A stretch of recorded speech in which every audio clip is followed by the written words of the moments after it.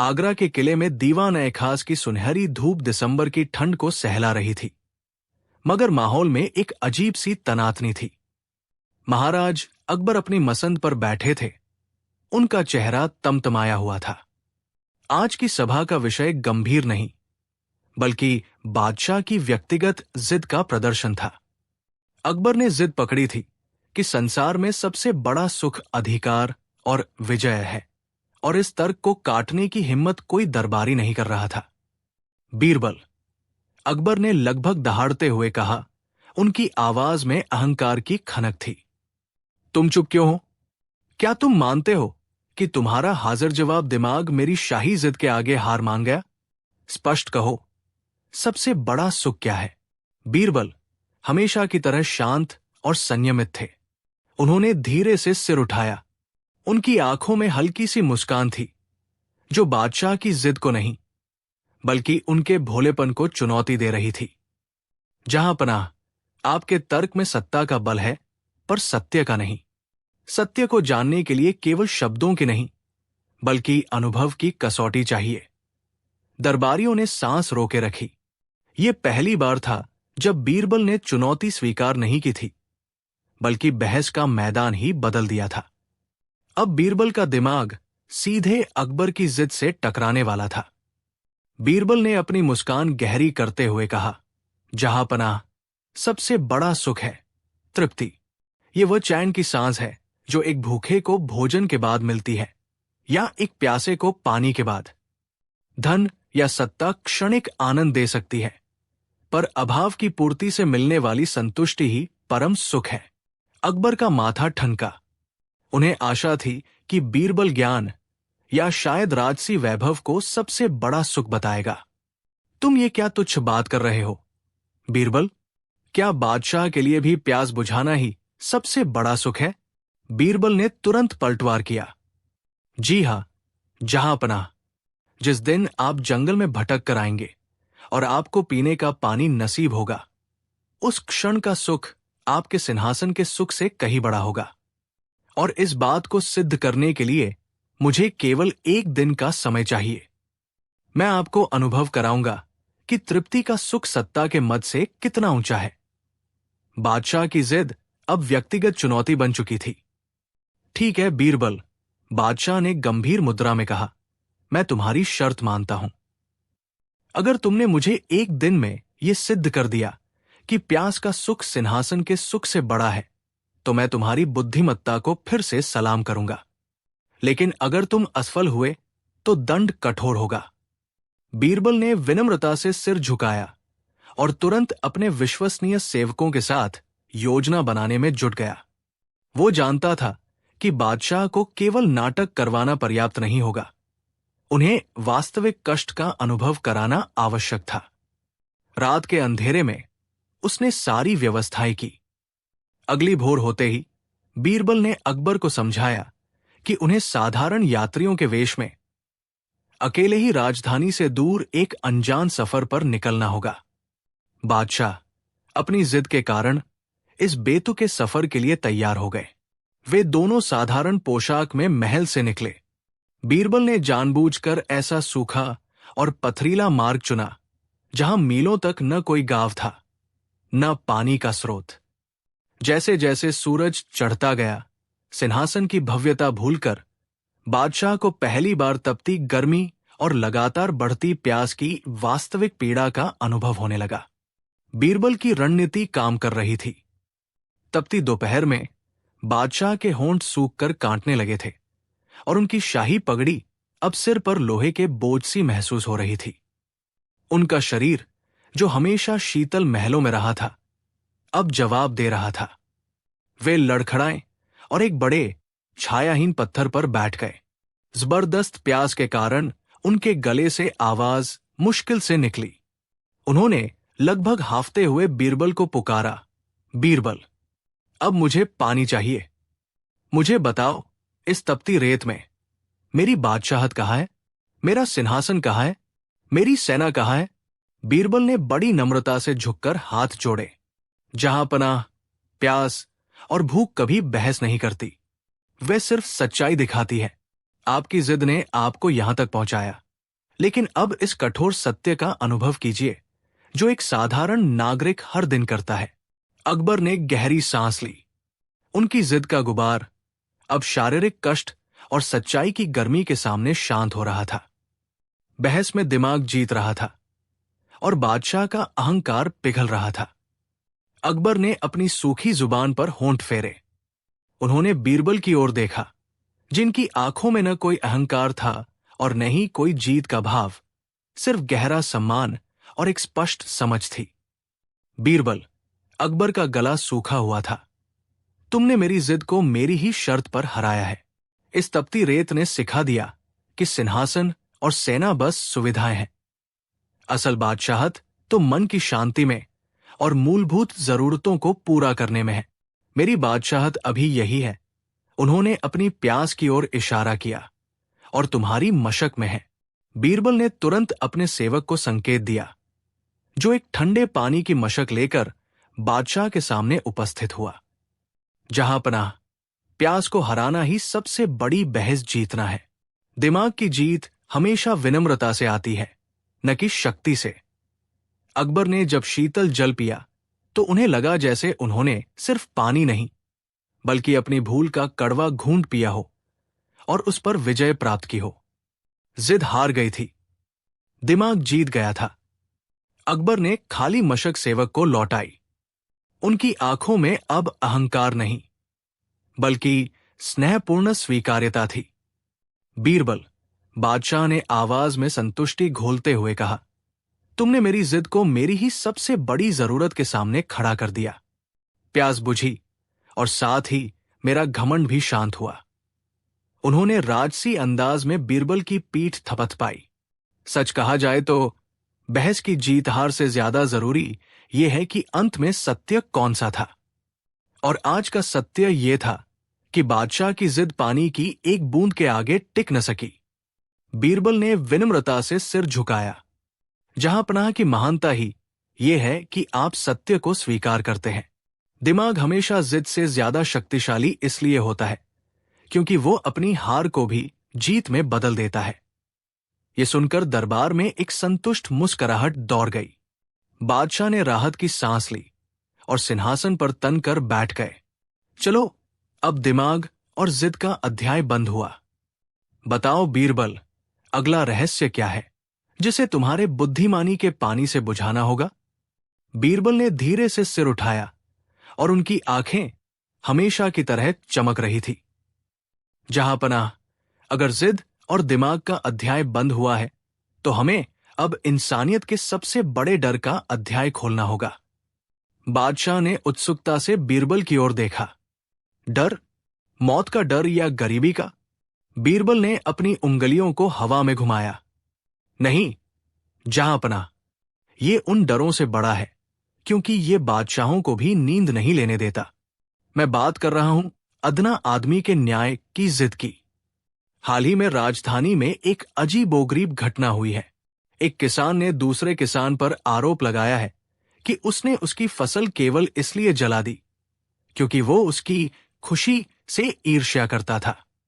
अब सवाल यह है कि ईर्ष्या के आधार पर न्याय कैसे किया जाए, और खुशी कितनी बड़ी संपत्ति है कि उसे छीनने पर सजा मिले। दरबार में कानाफूसी शुरू हो गई। अकबर ने माथा सहलाया। बीरबल, तुम हमेशा जटिलता को सरल चीजों में छिपा देते हो।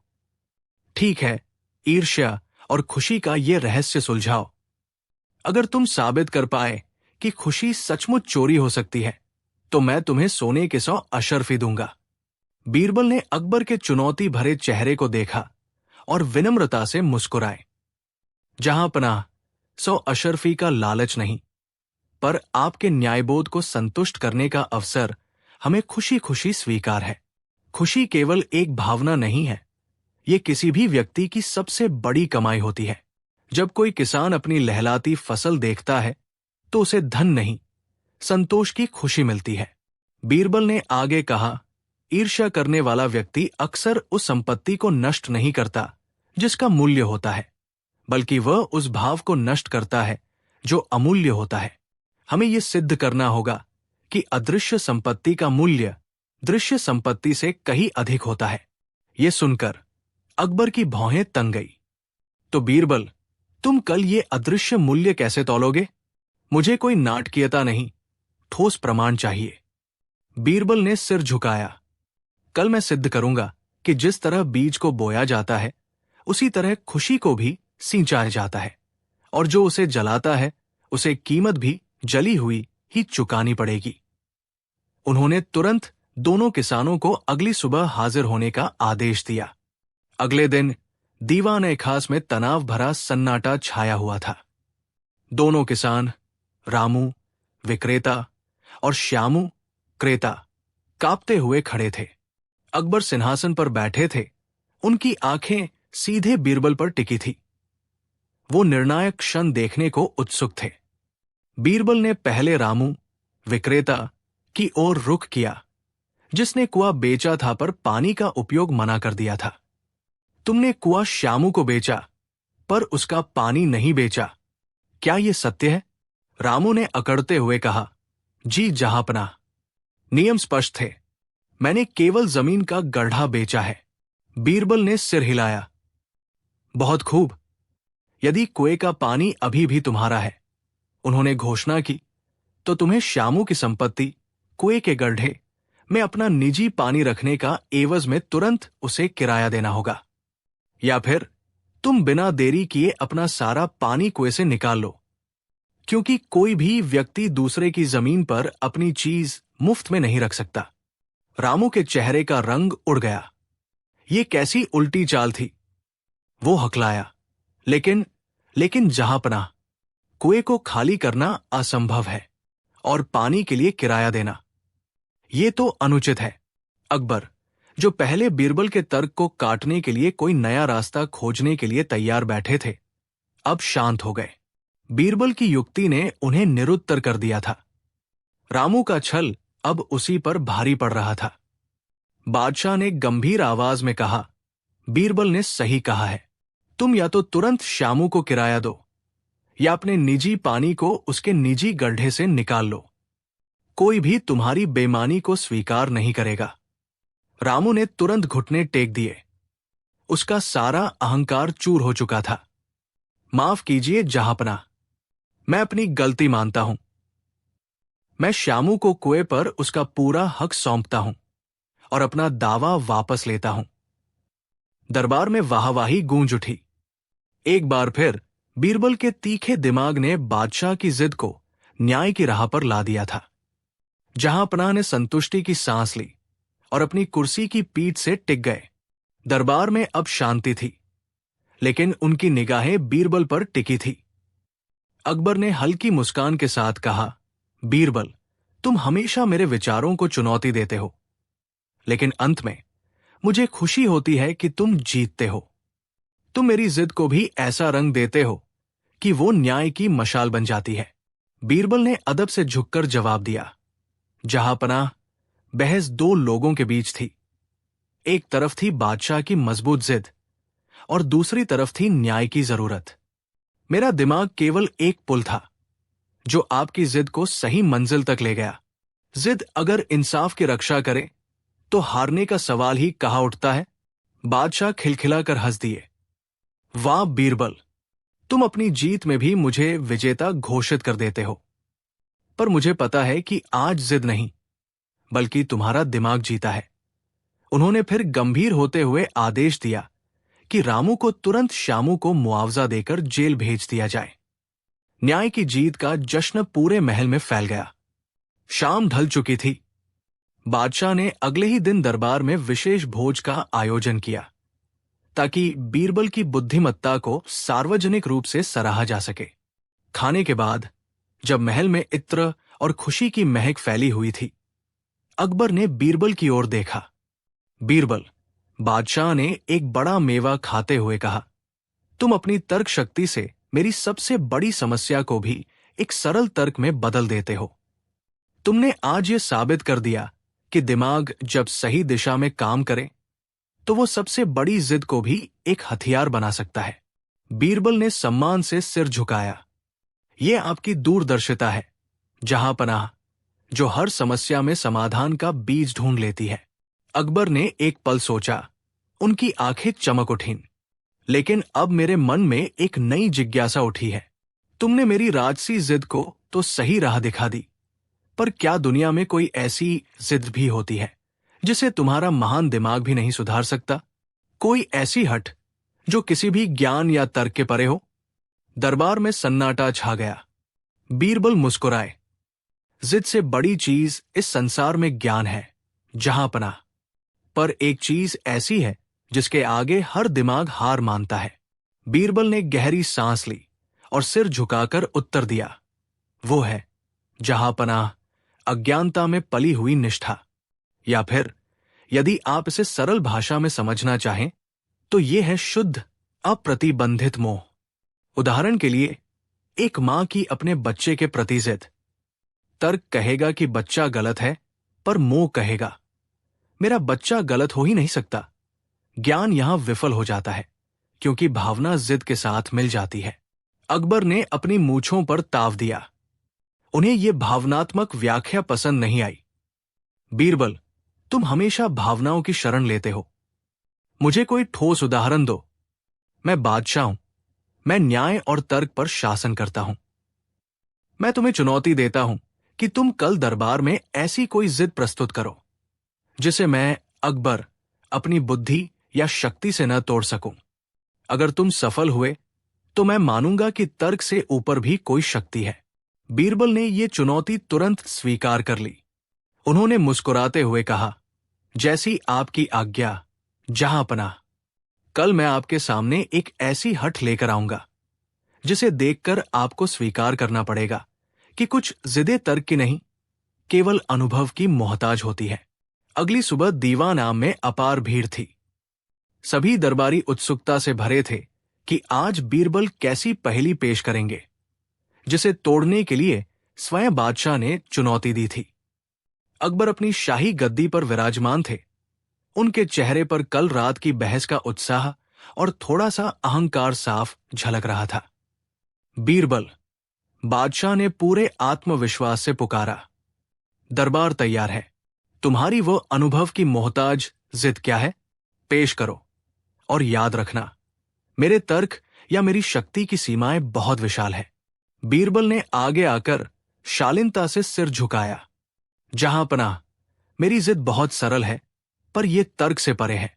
मेरी हठ यह है कि आपको इसी क्षण यह निर्णय लेना होगा कि आपके लिए अधिक सुखद क्या है, किसी काम का इंतजार करना या वह काम पूरा हो जाने के बाद मिलने वाली राहत।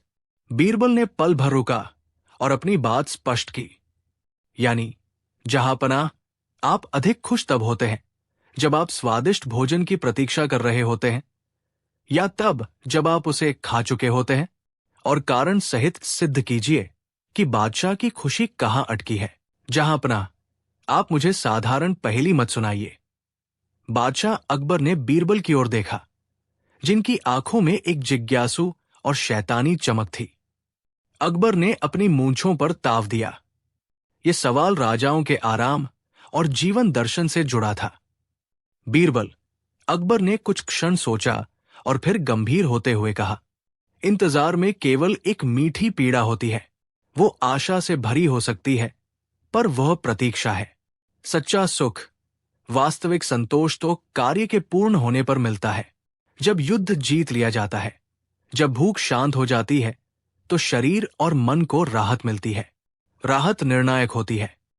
मेरी जिद है कि कार्य पूरा हो जाने के बाद मिलने वाली राहत ही अधिक सुखद है। दरबार में सन्नाटा छा गया।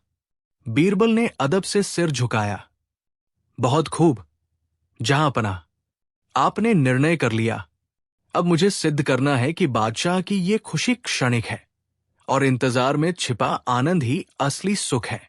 बीरबल ने अपनी पगड़ी ठीक की और रहस्यमय मुस्कान के साथ कहा, जहांपनाह, शब्दों की बाजीगरी में अक्सर सत्य छिप जाता है। हमें इस सुख दुख का अनुभव करना होगा। उन्होंने दरबारियों की ओर देखा, फिर धीरे से बोले, आज रात के भोजन के लिए मैंने एक विशेष व्यंजन तैयार करवाया है, शाही खुशी पुलाव। ये इतना स्वादिष्ट है कि उसे खाने की कल्पना मात्र ही आपको आनंद से भर देगी। अकबर के चेहरे पर उत्सुकता झलक उठी। बीरबल ने शर्त रखी, परंतु ये पुलाव आपको रात 8 बजे ठीक इसी आसन पर परोसा जाएगा। शर्त यह है कि जब तक घड़ी में 8 न बज जाएं, आप पानी की एक बूंद तक भी ग्रहण नहीं करेंगे। आपको पूरे दिन इस पुलाव का इंतजार करना होगा। अकबर ने तुरंत अपनी सहमति दी। मंजूर है बीरबल, मैं भूखा रहूंगा, ताकि जब 8 बजते ही मुझे राहत और स्वाद की संतुष्टि मिले तो वो खुशी तुम्हारी प्रतीक्षा से मिलने वाले आनंद को पराजित कर दे। तुम्हारी परीक्षा अब शुरू होती है। ये कहकर बादशाह मुस्कुराए, पर उनकी निगाहों में अभी से 8 बजने का इंतजार शुरू हो गया था। सुबह का समय जल्द ही दोपहर की तपती धूप में बदल गया। दरबार के कामकाज की व्यस्तता और गर्मी ने अकबर को असहज करना शुरू कर दिया। उनकी शाही जिद तो बरकरार थी, पर अब पेट की तीव्र भूख और गले की लगातार बढ़ती प्यास बीरबल के खिलाफ एक भीषण मोर्चा खोल रही थी। बीरबल चुपचाप अकबर के सामने खड़े थे, उनकी मानसिक दृढ़ता का अवलोकन कर रहे थे। उन्होंने कोई बात नहीं की, बस एक शांत मुस्कान बनाए रखी। मगर ठीक दोपहर में उन्होंने जानबूझकर अपने सेवकों को पास में ही रखे एक चांदी के बड़े घड़े में बर्फ जैसा ठंडा पानी भरवाने का आदेश दिया। छलकते पानी की आवाज, मटके से आती शीतलता और सेवक द्वारा प्यालों को धोने की ध्वनि, ये सभी चीजें आग में घी का काम कर रही थी। बादशाह बार बार अपने सूखे होठों पर जीभ फेरते, लेकिन जैसे ही उनकी नजर बीरबल की शांत आंखों पर पड़ती, वे अपनी प्रतिज्ञा पर और भी ज्यादा दृढ़ हो जाते। 8 बजने दो बीरबल, वे मन ही मन बड़बड़ाए, तुम्हारी ये रणनीति काम नहीं करेगी। दोपहर की तपिश अब चरम पर थी। प्यास की वजह से बादशाह का गला सूख कर कांटा बन चुका था। उन्हें ऐसा लग रहा था जैसे उनके शरीर की सारी नमी हवा सोख चुकी हो। उनकी प्रतिज्ञा अब शारीरिक संयम से अधिक अहंकार की व्यक्तिगत जंग बन चुकी थी। वे अब खुद से नहीं, बल्कि केवल बीरबल की आंखों से मुकाबला कर रहे थे। बीरबल की ओर देखते हुए उन्होंने अपने होठों को मुश्किल से अलग किया। बीरबल, अकबर ने रूखी मगर बेहद दृढ़ आवाज में कहा, तुम आए थे ये सिद्ध करने की मेरी जिद, हठ व्यर्थ है। लेकिन क्या तुम ये नहीं मानते कि दृढ़ निश्चय, जिसे तुम हठ कहते हो, कभी कभी महान विजय का मार्ग प्रशस्त करता है? उन्होंने चांदी के घड़े की ओर इशारा किया। मैंने इतनी ठंडी चीज को पास रखकर भी खुद को रोका है। ये क्या है? आत्मसंयम। यदि जिद न होती तो ये संयम कैसे आता? अब बताओ, क्या जिद हमेशा बुरी होती है? बीरबल ने शांत मुद्रा में उन्हें देखा।